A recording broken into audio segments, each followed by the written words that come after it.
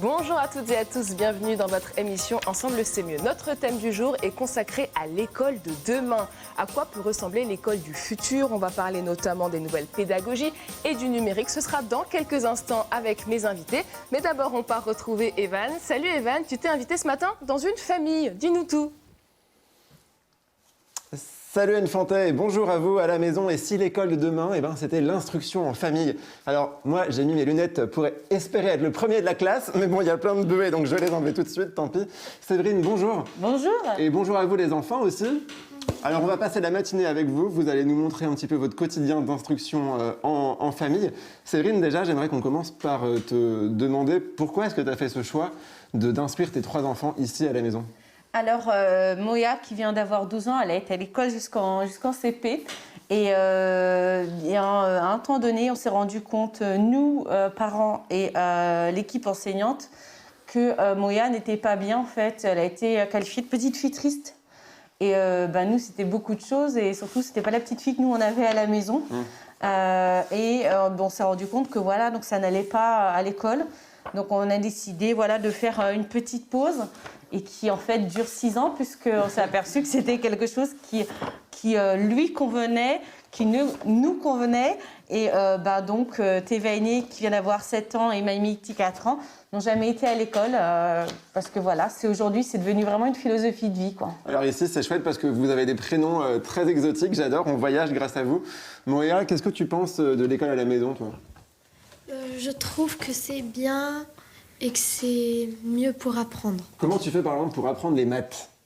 Parce Dans que les la maths, c'est pas simple, cuisine, hein. ça m'a bien aidé, la cuisine. Mais comment ça en cuisine? Comment vous faites? Séverine, vous pouvez aussi... Ça a été beaucoup. En fait, on se rendait pas compte, c'est-à-dire qu'on on a cuisiné pour cuisiner, tout simplement, comme on fait des choses dans la vie de tous les jours. En fait, ça a été déjà les grammages, les kilos, ça a été les proportions aussi, c'est-à-dire qu'elle a compris assez tôt un quart, un tiers, une moitié. Mais finalement, c'est très concret comme apprentissage. Alors, moi, c'est vraiment mon but, c'est-à-dire peut-être savoir moins et à notre rythme, mais aussi d'avoir des bases solides. C'est-à-dire que si on brûle des étapes, il y a un moment donné, le savoir final, il n'est pas OK. Donc au rythme de l'enfant, c'est vraiment la chance en instruction en famille, parce que voilà, ils ont 3 rythmes différents et des besoins différents. Et donc en fait, ça se ressent comme ça, mais c'est aussi, Moya, elle est en train de dessiner, donc c'est prendre des mesures et tout. Et donc en fait, c'est vraiment d'avoir des choses qui sont très concrètes. Mais par exemple, Maïmiti, elle n'est pas forcément calée sur les mêmes apprentissages que Moya ou que Théva aînée. Comment est-ce que vous faites du coup pour concilier tout ça dans les mêmes temps consacrés à l'éducation? Alors, comme nous, on pratique ce qui s'appelle le homeschooling, c'est-à-dire, en fait, on est vraiment... L'école à la maison. On est vraiment... Non, pas le homeschooling. Homeschooling, c'est-à-dire ce sont les besoins de l'enfant. Donc, c'est-à-dire qu'on a du formel, on a de l'informel. Ça dépend de l'enfant, ça dépend aussi, par exemple, en français ou en maths. On me dit, le français, comment tu fais? Mais on parle français, nous. Donc, déjà, tout à l'heure, c'est je m'ai fait mal. Donc, à chaque fois, je la reprends avec ça. Et puis, de par l'exemple, c'est-à-dire que quand on parle, ou là, si Théva aînée qui commence l'écriture, là, je dis, non, ça, c'est pas OK. Puis, elle nous voit écrire nos listes de courses, les listes de Noël. Donc, en fait, tout ça, c'est des choses qu'on emploie au quotidien. Oui, c'est ça, quotidiennement, même si ce n'est pas tous les jours. Elle voit bien, là, par exemple, le soir, elle me dit, elle sort ses livres. Et puis, des fois, on pense qu'il y a des choses qu'ils ne savent pas. Et un jour... les choses, elles apparaissent comme ça. En tout cas, ils font même de l'art plastique parce que Théva aînée, elle a fait un beau dessin où, en gros, elle a essayé de me représenter et c'est plutôt réussi. Allez, on va continuer notre matinée avec vous. Prochaine étape, c'est l'apprentissage de la lecture avec toi, Théva aînée, hein, c'est ça? Allez, on se retrouve tout à l'heure pour apprendre à lire. À tout à l'heure, Evan. Et je vous propose, avant d'aller prendre des nouvelles d'un télétravailleur de notre région, une télétravailleuse en l'occurrence. Bonjour Tiffany Sévec. Voilà. Bonjour. Quelle est l'humeur de notre télétravailleuse du jour? Vous voyez à mon sourire, j'adore le télétravail. Qu'est-ce qui vous plaît dans le télétravail? En tant que chargée de communication, ça me permet d'avoir plus de temps de réflexion, d'écriture, de création graphique. Voilà, je suis plus concentrée, je vais à l'essentiel. C'est vraiment agréable pour moi dans mon travail. Ça me fait avancer plus vite, en fait. Alors dites-nous, où êtes-vous où est-ce que vous avez installé votre bureau confiné? Alors, à l'étage de ma maison, située en campagne. Voilà, donc par moment, il suffit de me retourner, de voir le vert derrière moi. Donc c'est très bien, je suis parfaitement à mon bureau, là, je suis très bien. Et comment on fait pour être confortable? C'est quoi votre must du confort dans votre bureau? Ah, alors, plusieurs écrans, vous voyez, Ouais. déjà, 2 ou 3 écrans, c'est tout à fait agréable. Et puis, un bon fauteuil, j'avoue, parce que le premier confinement, mes fesses ont senti passer le premier confinement, j'avais pas investi encore. Et là, je peux vous dire que ça va mieux avec le nouveau fauteuil que je me suis offert. Vous avez tiré des leçons de votre expérience. Est-ce qu'il vous arrive d'avoir Je des pense. baisses de motivation? Parce que parfois, on n'a pas envie de travailler, on est tout seul à la maison, on irait bien voir une petite série au lieu d'aller travailler. Oui, je suis pas encore trop tentée par aller voir une petite série. Non, je trouve que je reste à peu près sur le même ton de motivation. En même temps, mes collègues m'interpellent souvent, comme je m'occupe de la communication sur le site internet ou un besoin qu'ils auraient en mairie. Donc, voilà, ils me maintiennent motivée. Ils sont toujours là pour moi. Un dernier petit conseil pour ceux qui ont du mal à travailler ou qui s'y mettent juste là maintenant autour du télétravail. Bien faire des pauses en fait. Le défaut, c'est souvent en télétravail d'être en mode tunnel, de pas quitter l'écran de son ordinateur. Moi, je m'oblige toutes les 30 minutes à regarder un peu au loin, à faire une petite pause, aller chercher un café pour redémarrer un peu plus motivé, voilà, plus concentré. Voilà pour les petits Et vous conseils. voyez télétravailler longtemps? Ah, j'espère. Je le souhaite. Je pense que c'est vraiment une nouvelle formule dans le travail. Il va falloir l'envisager de manière plus pérenne, que ce soit pour moi en tant qu'agent public ou même dans les entreprises. Je pense que c'est l'avenir du travail. Une télétravailleuse donc convaincue. Merci beaucoup Tiffany d'avoir été Je vous en prie. avec nous. Bon courage. Et au programme ce matin, dans la deuxième partie de l'émission, on vous racontera notre belle histoire du jour. Bonjour Yolène. Une histoire qui nous emmène jusqu'en Tunisie. Un petit avant-goût histoire de nous tenir en haleine. Alors en fait, c'est quand vous avez des animaux qui sont cassés une patte ou quelque chose comme ça.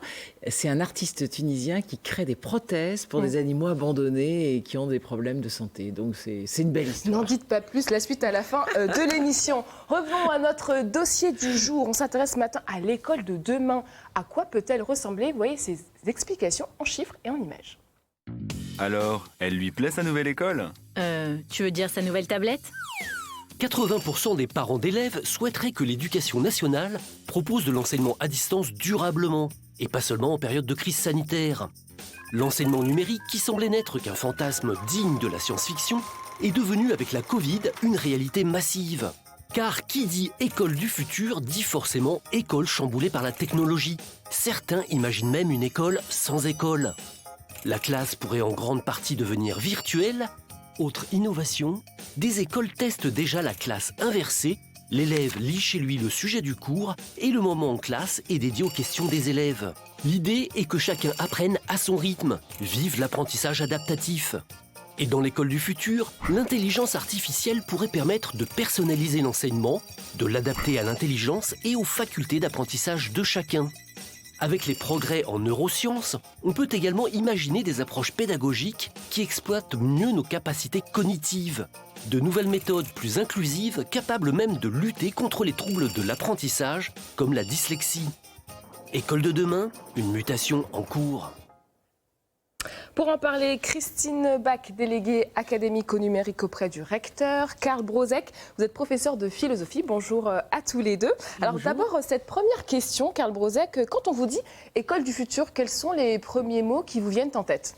Alors, moi, le premier mot qui me viendra en tête, c'est le terme d'autonomie. C'est-à-dire que pendant des dizaines et des dizaines d'années, on a été sur une école qui jouait sur le fait que le professeur professe et qu'on est sur un savoir très vertical qui est délivré par une personne sur d'autres personnes qui vont être de simples apprenants et où l'interaction va être assez limitée. L'autonomie, ça veut dire pouvoir développer chez les élèves leur propre curiosité, le fait d'aller par eux-mêmes vers le savoir. Et ça, c'est, je pense, un des enjeux capitaux pour l'école de de demain. Alors, savoir si, effectivement, cette éducation un peu plus numérique va nous amener vers ça, la question reste posée, puisque pour l'instant, on n'a que des ballons d'essai. Mais moi, c'est vraiment le terme d'autonomie qui me vient en tête, sachant que l'autonomie a aussi une dimension morale. Là, je vais faire un petit peu mon prof de philo. Dans l'autonomie, il y a aussi beaucoup de morale. Apprendre à devenir aussi un citoyen, une citoyenne. Michel Fize, sociologue et retraité du CNRS qui nous a rejoint. Bonjour, monsieur Fize. Pour vous, c'est quoi l'école du futur ?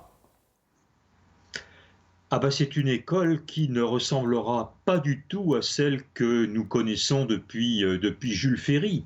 Donc, comme le disait mon collègue philosophe, c'est une école qui va abandonner la verticalité pour davantage d'horizontalité, qui va repartir véritablement de l'élève et non pas de l'enseignant. Je rappelle une chose que l'on oublie quelquefois, l'école, elle n'est pas faite pour l'enseignant, l'école, elle est faite pour l'élève.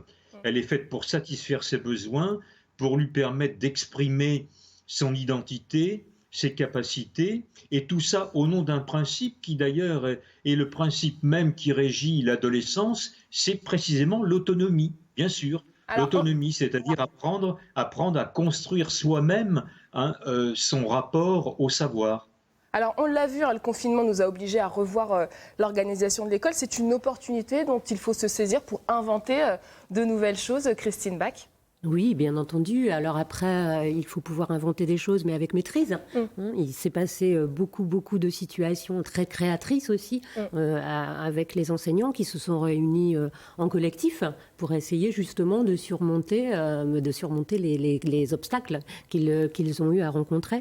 Donc un formidable élan de solidarité. Ils sont allés très vite à faire tout ce qu'ils pouvaient faire pour maintenir le lien, surtout le lien humain avec les élèves dans un premier temps, avant même de parler de continuité pédagogique. Et ensuite, le fait que le collectif s'est constitué, s'est structuré ensemble, ils ont réussi à trouver des façons intelligentes de pouvoir se rapprocher de tous les élèves. Karl Brozek, est-ce que le confinement a vraiment bougé les lignes dans votre façon d'exercer votre métier de toute façon, on n'a pas eu le choix, puisque du jour au lendemain, on nous a dit maintenant ça se passe en distanciel. Alors effectivement, en mars, on a un petit peu bricolé à ce niveau-là, mais c'est vrai que moi, ça m'a permis aussi de découvrir ou de redécouvrir autre chose qu'un présentiel en classe. Au début, ça fait un peu peur, parce qu'en tant que prof, on se dit si on n'est plus immergé dans le milieu, si on ne ressent plus quasi physiquement sa classe, ça va être extrêmement compliqué. On va avoir juste des petits carrés sur un écran d'ordinateur sans savoir si l'élève est intéressé, si l'élève a bien compris la chose. Et puis, ça s'est mis en place assez rapidement. Et moi, ce que je retiens effectivement de cette expérience du confinement, c'est sans doute peut-être ce qu'on appelle en entreprise un management de la confiance, faire un petit peu plus confiance aux élèves, ce qu'on ne faisait pas forcément avant. Et puis, la deuxième chose importante, c'est aussi retrouver un temps plus long. C'est-à-dire qu'on donne un devoir à faire et puis on compte sur l'élève pour qu'il le réalise, ou il ou elle, je ne suis pas très écriture inclusive quand je parle, que l'élève, garçon ou fille, puisse avoir le temps, prendre son propre temps pour faire les choses, et au lieu de lui dire, pour demain, tu dois lire tel texte, lui dire, écoute, il faut que le texte soit lu pour la semaine prochaine, ou soit étudié pour la semaine prochaine, à toi de voir comment tu vas t'organiser dans le temps. Michel Fize, quels enseignements doit-on tirer de ce confinement, de cette crise sanitaire que nous traversons au niveau de l'éducation nationale ? Je crois que c'était une formidable opportunité pour changer cette école, que j'ai qualifiée dans un livre récent, l'école à la ramasse. Mais je ne pense pas que le ministre de l'Éducation soit dans une mentalité novatrice. Alors c'est assez dommage parce que je crois que l'autonomie, le copartage des responsabilités, de mon point de vue, commencerait par associer directement les enseignants, mais aussi les élèves, à la définition de cette nouvelle école. Quand j'entends M. Blanquer, j'entends le discours classique sur l'école, c'est-à-dire l'examen en point de mire, le bac en l'occurrence, donc je continue de dire qu'il est un formidable handicap au savoir, la salle de classe comme si c'était le lieu incontournable de l'enseignement du savoir, avec un maître devant et les élèves derrière. Voilà, tout ça c'est de l'archaïsme. Je crois que malheureusement on est en train de rater la formidable opportunité de changer radicalement cette école. Voilà, dans l'intérêt de tous d'ailleurs, pas seulement des élèves, mais également des enseignants. Alors, Christine Bach, est-ce qu'il faut en finir avec le tableau noir entre quatre murs ? Vous qui vous occupez des questions numériques, qu'est-ce qu'apporte finalement le numérique aux élèves et aux enseignants ? Ça permet quand même de mieux travailler ensemble, mais ça n'est pas toujours si évident que cela. Hein. Évidemment, on ne voit plus aujourd'hui les tableaux noirs. Monsieur Fils l'a parlé de l'organisation de la classe. Justement, ça permet d'essayer de penser autrement l'organisation de cette classe, avec les tablettes, avec les écrans, mais évidemment avec une maîtrise importante, mais aussi donner la parole aux élèves davantage. Donc, quand vous mettez une tablette dans les mains des élèves et que vous avez programmé avec lui l'action qui en découle. Il travaille avec ses camarades, il essaie de mettre en place quelque chose qui va permettre de développer sa créativité. Il peut prendre des photos, il peut filmer, il peut s'enregistrer, il peut réécouter l'histoire qu'il a peut-être enregistrée à la maison également. Tout à l'heure, on parlait de classe inversée. Donc, le collectif, Monsieur Fils parlait de collectif, je trouve que c'est extrêmement important. Par exemple, en Bretagne, nous avons des coopératives. Alors, qu'est-ce que c'est que des coopératives? Les coopératives pédagogiques numériques, et qu'on appelle maintenant plus coopératives pédagogiques simplement, c'est des endroits où on essaie de se retrouver entre professeurs pour expérimenter des nouvelles façons de travailler. Tout simplement cela. Et donc, on essaie de se poser des questions. Quelle valeur ajoutée ça peut apporter pour les apprentissages des élèves?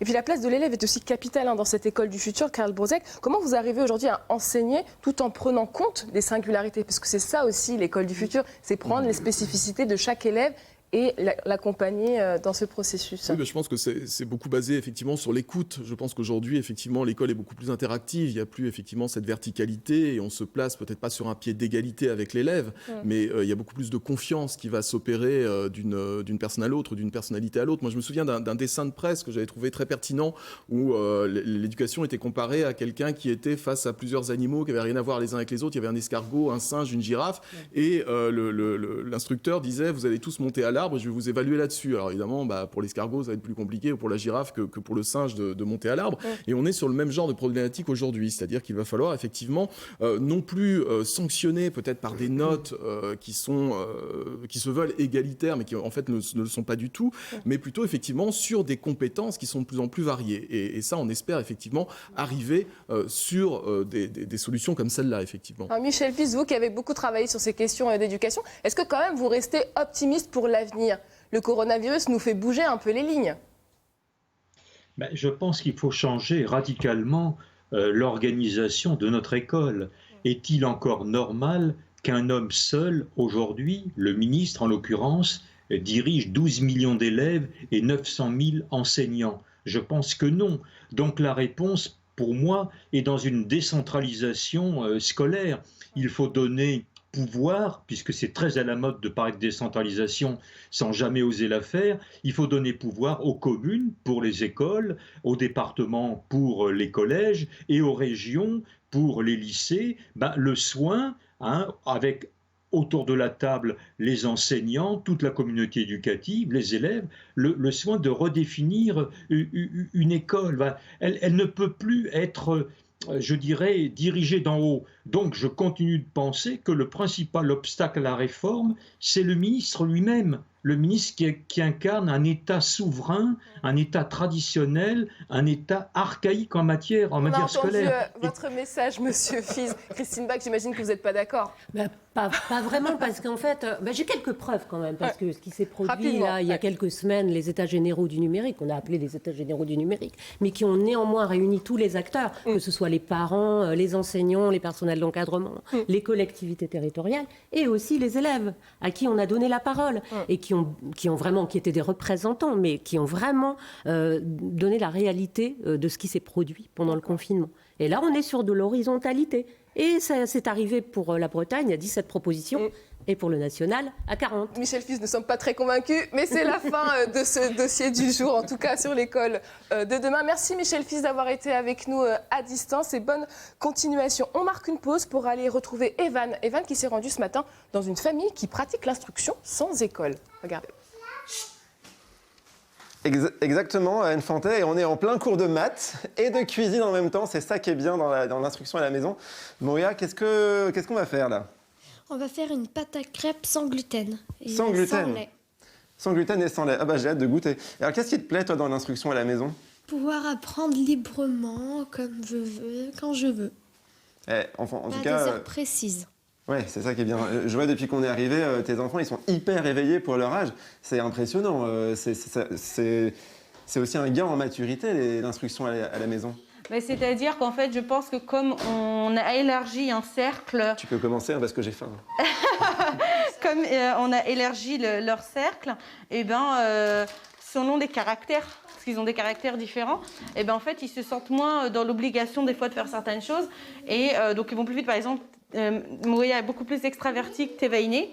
Mais comme en fait, elle a pu aller doucement et à son rythme, mais c'est pareil, pas que pour ce qui peut paraître tout scolaire, dans le être et dans le jeu aussi. Comportement aussi, ouais. Et ben voilà, mais en fait, elle s'est ouverte de plus en plus.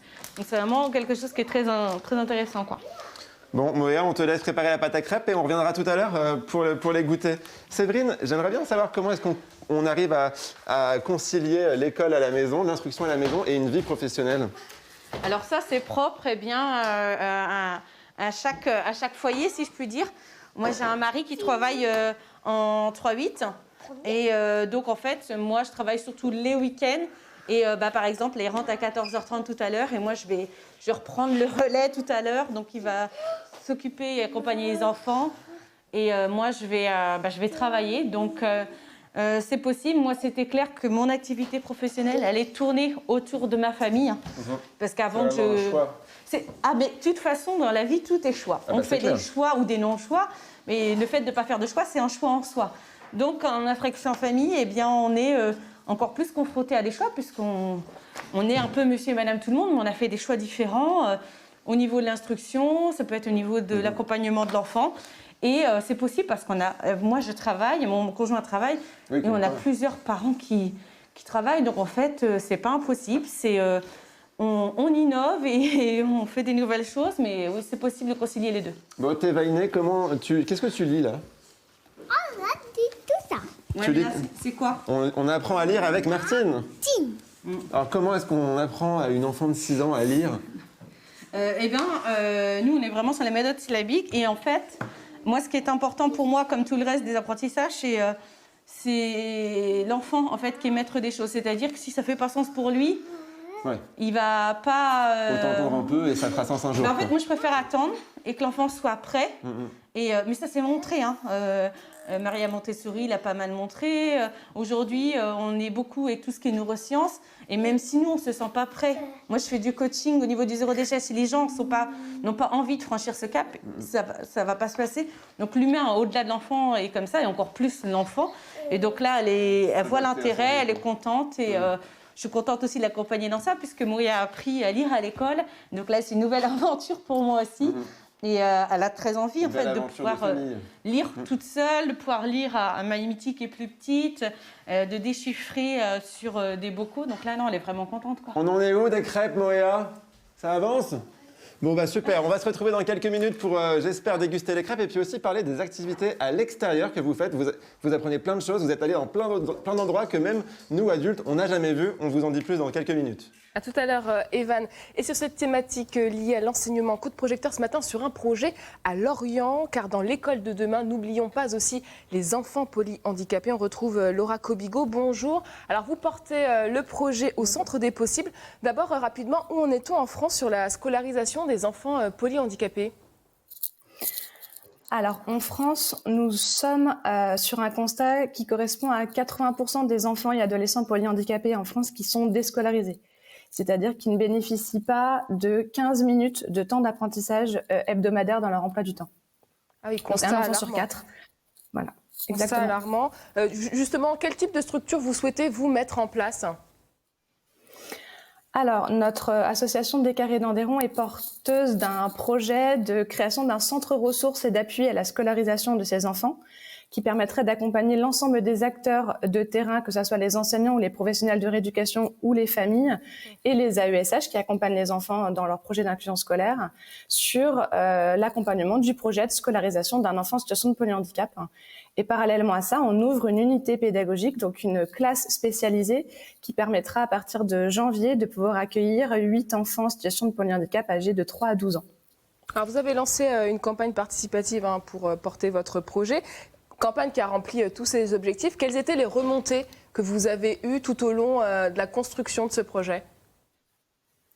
Alors, à chaque fois qu'on a pu présenter notre projet, aussi bien au niveau du grand public que auprès des partenaires institutionnels et même au niveau du gouvernement et des représentants de l'État, l'accueil était toujours très très positif puisque nous répondons à la fois à un besoin de territoire, à un besoin des familles et également nous nous collons le plus possible aux demandes interministérielles concernant cette scolarisation, cette inclusion scolaire, la prise en compte des besoins et des potentialités de ces enfants en particulier. Donc voilà, on répond à l'ensemble de ces attentes. Donc les retours ne furent que positifs tout au long du projet. Et j'imagine que les 8 places sont déjà prises pour janvier? Oui, alors on a décidé d'ouvrir pour l'instant sur 8 places afin de se mettre le plus de chances de notre côté pour l'accueil de ces 8 enfants-là. Plus nous allons avancer dans les mois, plus nous allons pouvoir ouvrir en nombre de places pour des enfants qui sont soit à temps plein chez nous, soit en scolarisation partagée, en inclusion scolaire dans une école de leur secteur, mais également en établissement spécialisé. Merci beaucoup Laura Kobigo d'être venue témoigner dans notre émission. Voilà pour ce chapitre école. Vous le savez, cette saison, priorité également à l'emploi d'Ensemble C'est Mieux. On vous fait découvrir ce matin le métier de toiletteur canin. Alors tu vois, si je veux être un peu casse-bonbon, tu t'es fait une légère ligne droite ici, tu vois ou pas? Oui. Voilà, ce que tu n'auras pas quand tu auras tes cours, bah oui.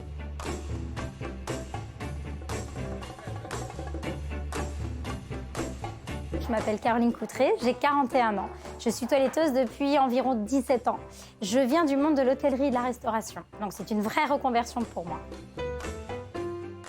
C'est vrai qu'aux yeux du public, si je puis dire, on a un métier qui les gens ne connaissent pas, ils ne savent pas. Alors le métier de toiletteur canin et félin, il ne faut pas les oublier, c'est un métier tout d'abord passion, c'est-à-dire que c'est un véritable métier qui demande beaucoup de son temps et de sa personne. Allez mes loulous, viens ma chouquette d'amour. Je sais pas ce qu'elle a, elle se gratte sans arrêt de ce côté. Eh ben écoute, on va regarder.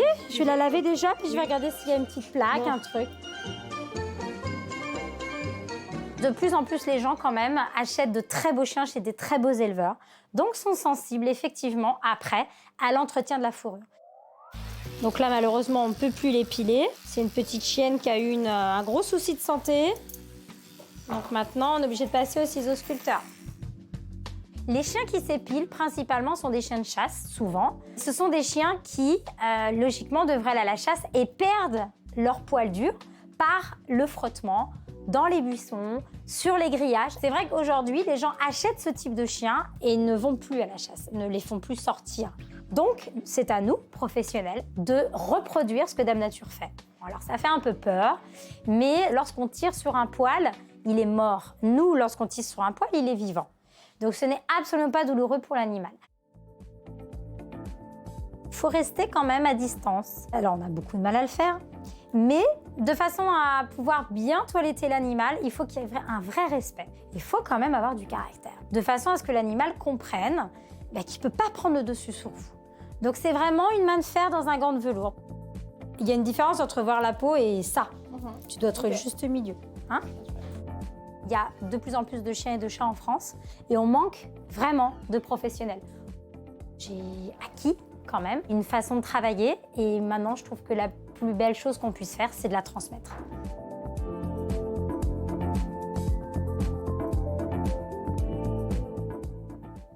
Voilà pour ce portrait de Caroline. On poursuit la discussion avec Charlotte Brelivet, conseillère Pôle emploi à Landerneau.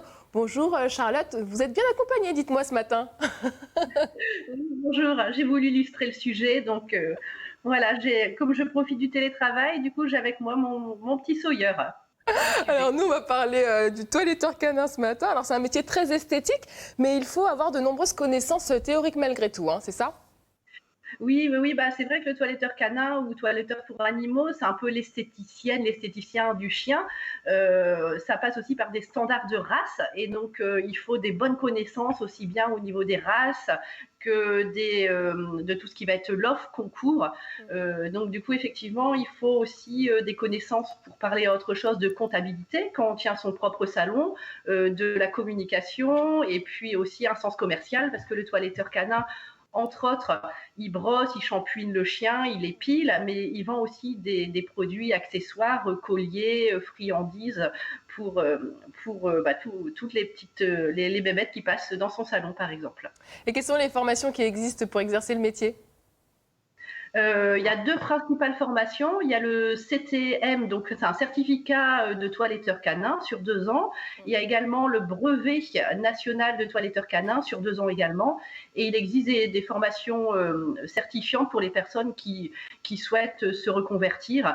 C'est toujours sur 2 ans, c'est accessible dès la 3e et ça permet de s'installer également à son propre compte. Alors comme le disait Caroline, il faut avoir une main de fer dans un gant de velours, mais quelles sont les autres qualités humaines requises ? Je dirais un petit peu comme pour la coiffure, on a vu de la dextérité, parce qu'il faut manier des outils, taille de, des ciseaux, des accessoires comme ça. Et puis il y a aussi la station prolongée debout pour avoir aussi vu quelques toiletteurs. C'est vrai que c'est une station prolongée où on est 8 heures debout. Il faut manier les animaux, donc du coup c'est vrai qu'il faut aussi ça, la rigueur. Et puis comme je disais, le sens commercial, parce que entre autres, il faut aussi pour pouvoir subvenir et puis augmenter son chiffre d'affaires, vendre des accessoires à côté. Donc il y a ce côté relation clientèle qu'on retrouve aussi. Est-ce que c'est un secteur qui recrute, Charlotte ? Alors, c'est plutôt un secteur, comme on a vu, un métier passion. Les personnes sont plus amenées à créer leur propre salon. On retrouve des salariés, ça peut être par exemple chez des vétérinaires, des animaleries, mais bien souvent, les personnes sont plutôt amenées à créer leur propre salon de toilettage. Donc, il n'y a pas beaucoup de recrutement, mais plus d'installation, on va dire. Une petite question sur le salaire rapidement ? Pour un salarié, on commence au SMIC. Après, quand on a son propre salon, ça peut monter à 1000, 1500, 1700 euros. Et c'est les accessoires qui vont faire qu'on augmente aussi son palier et puis une bonne clientèle. Merci beaucoup Charlotte pour toutes ces précisions et bonne journée de télétravail avec votre petit chat. Allez, un dernier conseil niveau emploi. Comment parler de ses échecs dans un entretien d'embauche ? La réponse avec Arthur Pertigoz. Bonjour à toutes et à tous. Pour vous, mes conseils de chef d'entreprise. Comment parler de ses échecs ? Un recruteur peut vous demander de parler de vos échecs. Mieux vaut donc être préparé à répondre honnêtement. Projet pro ou entrepreneurial avorté, objectif qui n'a pas été atteint ou licenciement. Pour aborder ces sujets, 2 choses à retenir. D'abord, dédramatiser. Ce n'est qu'une question parmi d'autres. Et puis des échecs, tout le monde en a eu. Autant en faire une force. 2, ne pas renvoyer la faute sur les autres. Il ne s'agit pas de vous trouver des excuses, mais de montrer que vous êtes capable d'analyser vos échecs et d'en tirer parti. Des stars, des grands patrons ont raconté ce qu'ils ont appris de leur propre revers. Alors faites-vous confiance, tout le monde a sa chance. C'est l'heure maintenant de notre belle histoire du jour. Alors Yolène, vous nous racontez l'histoire d'un artiste tunisien qui crée des prothèses pour animaux. Oui, alors là, c'est des animaux qui n'ont pas l'argent pour aller chez le coiffeur, chez le toiletteur. Donc, et en fait, quand vous avez un chat, par exemple, qui a une patte cassée, c'est très compliqué de lui mettre une prothèse parce que c'est assez technique, il faut qu'il la supporte, etc. Donc, ça coûte de l'argent. Et de temps en temps, il y a des gens formidables. Donc voilà, c'est un petit malin au grand cœur qui s'appelle Ahmed Manaï et qui crée donc des prothèses et qui s'est fait connaître sur les réseaux. Comment fabrique-t-il ces prothèses, Hélène ? Alors, justement, avec un peu n'importe quoi, des bouts de ficelle, une bouteille en plastique, 2 barres, 2 vieilles roues, des couches culottes, enfin, il prend tout ce qu'il trouve. Et alors, en fait, il était graphiste, dessinateur, peintre, il a été électricien, il adore fabriquer des robots depuis qu'il est petit, enfin bref, il est doué de ses mains. Et il a allié, en fait, sa passion du bricolage et celle des animaux, et c'est comme ça qu'il a créé des tas de prothèses incroyables pour des animaux abandonnés. Et comment l'idée lui est venue ? Alors, l'histoire est très jolie. En fait, il se promène, il voit un petit chaton complètement handicapé de l'arrière, qui allait mourir dans les 2 jours, quoi. Donc, alors, c'est pas cette photo-là, c'est la photo d'un petit chaton, si on peut la montrer, parce qu'elle est trop mignonne. Et voilà. Et il se dit, quand même, qu'est-ce que je peux faire, etc. Il réfléchit. Et du coup, il crée ça, avec, je vous dis, vraiment, on voit bien, quoi. C'est des bouts de ficelle, vous voyez. Et du coup, il les a mis sur les réseaux sociaux. Il a eu un succès fou. Il y a une dame qui lui a dit, mais j'ai un chat qui va pas bien, est-ce que vous pouvez me faire la même chose ? Rebelote, réseaux sociaux, succès fou. Et du coup, il s'est fait connaître comme ça. Et maintenant, il a fait une dizaine de chats, 5 chiens. Si on peut voir les chiens, il y a même un oiseau qu'il a trouvé dans la rue. Voilà, vous voyez le chien, grâce à lui, il peut. Alors, je dis pas qu'il peut courir dans les champs. Enfin, il peut avoir presque une vie de chien. Bah alors, il s'agit d'animaux errants, mais qui paye du coup? Alors c'est ça le problème, donc, parce que en fait, ça lui demande quand même 2 à 7 jours de travail, donc quand il y a même. des gens qui lui donnent des dons, mais c'est sûr que c'est pas évident, surtout qu'il essaye de faire adopter ces animaux. C'est quand même le problème, hein, l'argent, toujours pareil. Et j'imagine qu'il n'est pas le seul dans le monde à faire des prothèses pour animaux quand même. Alors en fait, c'est un vrai nouveau métier, vous pourriez faire une chronique dessus d'ailleurs, c'est prothésiste animalier. Alors j'ai regardé, il y en a beaucoup, pour le coup c'est payant, hein. Lui c'est gratuit, mais là c'est payant. Depuis 15 ans, il y a un Américain qui s'appelle Derek Campana qui a carrément monté sa boîte, qui s'appelle Animal Orthocare. Alors lui, il a fait carrément 15 000 animaux, c'est vraiment un professionnel. Au Brésil, vous avez une femme, une vétérinaire qui fait ça, elle a même refait un bec en résine pour un perroquet. Et alors en France, donc vous avez le centre Alform, qui a été monté par Maison Alfort, qui justement s'occupe d'animaux handicapés. Ou alors vous avez une association qui a été créée en 2016 qui s'appelle les Tripattes. Et alors elle est géniale, justement, si on peut voir la photo du chien, elle vous explique comment faire vous-même un chariot pour votre chien qui est handicapé. Elle fait travailler des ostéopathes, des vétérinaires pour trouver des sortes de prothèses, etc. Donc c'est vraiment un nouveau secteur. Et comme toujours, comme pour les humains, ce qu'ils disent tous, en fait, ce qu'il faut, c'est changer le regard, notre regard, parce qu'on n'aime pas les animaux de la même façon quand ils sont handicapés. Donc là, une fois de plus, tout est dans notre tête. Alors, Karl Bronzac, tout à l'heure, on parlait de l'école de demain. Si jamais ça ne fonctionne plus et que, admettons, la carrière de professeur disparaissait, petite reconversion, ça vous dit pas? Bah écoutez, pourquoi pas, moi qui adore les animaux. C'est le turfu, comme disent les jeunes. Le turfu, il est là. Et cette question de regard, elle est assez intéressante aussi, Madame Bach. Il faut changer notre regard aussi par rapport aux animaux et aux handicapés. Oui, aussi, bien entendu. Aujourd'hui, les élèves en situation de handicap sont inclus. On parle d'inclusion scolaire et c'est extrêmement important de voir comment se construisent la solidarité, le respect, la tolérance entre les élèves, parfois beaucoup plus facilement qu'entre les adultes. Et donc là, c'est vraiment quelque chose d'intéressant. Et puis aussi, quand tu disais, Karl, au niveau de l'adaptation, la reconversion. Parlons de reconversion. Bien, je pense que justement, on parlait numérique tout à l'heure, et je crois qu'il faut vraiment qu'on travaille sur tout ce qui concerne les compétences transversales aujourd'hui pour qu'un élève futur citoyen puisse s'adapter à d'autres compétences métiers. transversales, nous on donne des idées solidaires pour s'engager sur son territoire. Regardez notre idée du jour.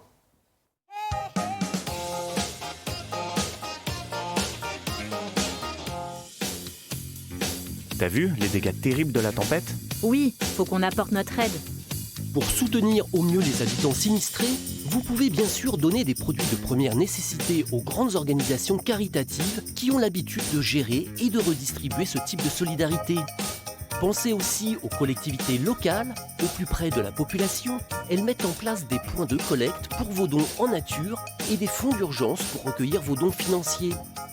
Et la solidarité peut aussi s'exprimer en participant aux efforts de reconstruction après la catastrophe. Chaque geste compte et va droit au cœur des sinistrés. Loétitia Lauré, maire d'un village durement touché par la tempête Alex, se souvient de gestes de solidarité qui l'ont marqué. Une classe d'un village voisin, pas très loin, qui a communiqué avec nos enfants, ils leur ont envoyé des lettres, des dessins. Denis, un Landais, qui a traversé une grande partie de la France pour venir nous porter des vivres et un peu de chaleur. Voilà, ce sont plusieurs exemples qu'on a connus sur notre commune et au sein même de notre communauté. Plusieurs villageois, enfin tous les villageois se sont mobilisés pour aider, pour apporter de la chaleur et pour apporter du réconfort. Soyons solidaires avec les victimes des catastrophes naturelles, nous habitons tous la même terre. Voilà pour notre idée du jour. Allez, on prend la direction de la Beauce en Bretagne où nous attend Evan qui fait de l'instruction en famille aujourd'hui. Et oui, Moéa va nous accompagner en musique puisque dans son instruction à la maison, eh bien, elle a appris le piano. Donc elle nous a préparé un petit morceau qui va nous accompagner en fond. Et c'est à toi, hein, fais-nous rêver Moéa. Et Séverine, tout à l'heure on parlait aussi des sorties en extérieur que vous faites avec les enfants dans des endroits assez insolites, j'ai envie de dire. Est-ce que tu peux nous dire les derniers endroits où tu as emmené ta petite famille? Eh ben, en fait, on a fait plusieurs trucs et en fait, on le fait aussi avec d'autres familles qui font de l'instruction en famille. Comme ça, on peut aller en groupe. On a été visiter Ouest France, voilà, en soirée. Ah, super. Ouais, on a Pour voir les rotatives et tout ça. Oui, c'est ça. Mais en plus, c'est mieux que de voir que dans un bouquin ou regarder C'est pas sorcier forcés ou des choses comme ça. Donc là, ça prend vie. En plus, on a plein de choses sur le territoire. C'est enrichissant pour nous, les parents, et les enfants sont très demandeurs de ce genre de choses. On a été visiter aussi l'usine de traitement des eaux usées. Dernièrement, Ça, c'est des choses que même nous, adultes, on n'a jamais vues, probablement. Ben, nous, c'est l'occasion, en fait, des fois, on en entend parler et que ça prenne sens, parce que là, on voit le traitement de l'eau, les déchets. Et même moi, à titre professionnel, on aime bien aller sur le terrain et faire des reportages, parce que comme là, aujourd'hui, en fait, ça donne vraiment sens à tout ce qu'on fait. Et là, atelier pratique, vous voyez comment se passe un tournage de télévision avec l'équipe aussi. C'est ça. Vous êtes une vingtaine de familles autour d'ici à faire l'instruction en famille. Ça vous donne plus de poids, justement, quand vous... Par exemple, pour aller voir les élus, mais aussi pour faire des sorties tous ensemble? Eh bien, effectivement, on a de la chance. Je ne m'en suis pas rendu compte au début. Et en fait, c'est lors de rencontres nationales où j'ai rencontré des gens qui étaient vraiment dans des secteurs où il y avait très peu de familles. Nous, on a de la chance ici parce qu'en plus, il y a de plus en plus de familles qui font le choix de l'instruction en famille. Et nous, au sud de Rennes, à côté de Bain-de-Bretagne, on est vraiment pas mal de familles. Donc, on se rencontre, on peut aller faire... là, dernièrement, on a été faire une balade, on a été reconnaître. Il y a une maman qui s'y connaît bien en plantes, donc on a pu découvrir tout ça. Donc oui, il se passe plein de choses et on rencontre plein de monde. Et alors, c'est aussi... on pense souvent que l'école est obligatoire, mais en fait, ce n'est pas l'école qui est obligatoire, c'est l'instruction. Donc vous êtes évidemment dans la légalité. Et en plus, ce que les gens ne savent pas forcément, c'est que vous avez des contrôles tous les ans. Alors, on a deux types de contrôles. La mairie qui fait un contrôle tous les 2 ans pour s'assurer des conditions de vie, si je puis dire, dans lesquelles évolue l'enfant, mais qui n'est pas une enquête sociale, il faut bien le rappeler à chaque fois. Et il y a des amalgames des fois, donc il faut mieux le redire parce qu'effectivement, que ce soit par le grand public ou même des fois par les élus, les municipalités, il y a un manque de connaissances. Et autrement, effectivement, tous les ans, on a un contrôle de l'inspection académique, là, à partir de l'âge de 3 ans, puisque maintenant, c'est l'instruction qui est obligatoire, à partir de 3 ans. Donc en fait, c'est quelque chose qui est très cadré et c'est pas nouveau parce que nous, c'est notre 6e année, on connaît des familles, ça fait 10-15 ans. Et donc effectivement, c'est quelque chose qui est déjà cadré, tout se passe bien à ce niveau-là et il n'y a pas de problème. Bon, et puis très rapidement, les enfants, au niveau social, ils ont plein de copains. Alors en ce moment, c'est plus compliqué de les voir, mais comme tous les autres enfants. Mais en tout cas, au niveau social, c'est nickel aussi. Oui, alors c'est marrant que tu le dises parce que c'est souvent une des problématiques, c'est ce qui fait peur aux gens en général. Parce qu'aujourd'hui, on est renvoyé aux peurs des gens. Aujourd'hui, les gens, ils ont peur, ils disent oui, parce qu'ils voient école sociabilisation. Pour moi, c'est dans la vie de tous les jours. C'est-à-dire quand on va à la bibliothèque, à la ludothèque, quand on va faire des visites, comme on l'a dit tout à l'heure. Et ça ne se passe pas qu'avec des enfants du même âge, ça se passe avec de l'adulte, ça se passe avec des enfants qui sont plus petits. Donc voilà, c'est... On a fini notre temps, Séverine, je suis désolée. En tout cas, merci de nous avoir ouvert tes portes aujourd'hui. Et puis, on fait notre petite quiz musicale pour vous. Allez, vas-y, Moya, elle a prévu... Est-ce que vous avez reconnu ce générique d'un film mythique? Star Wars. Enfanté, je suis ton père. Non, ça va aller, merci. Allez, à tout le monde, bonne journée. Allez, à demain, Evan. Merci à Evan et merci à la famille Dufresne de nous avoir accueillis ce matin. Merci à tous nos invités d'avoir été avec nous ce matin aussi. Au programme demain dans Ensemble c'est mieux, nous évoquerons l'insertion des personnes handicapées dans le monde du travail à l'occasion du Duodé, c'est partout en France. D'ici là, moi je vous souhaite une bonne journée. Merci à tous et à demain. Merci. Merci. Merci. Hey, hey.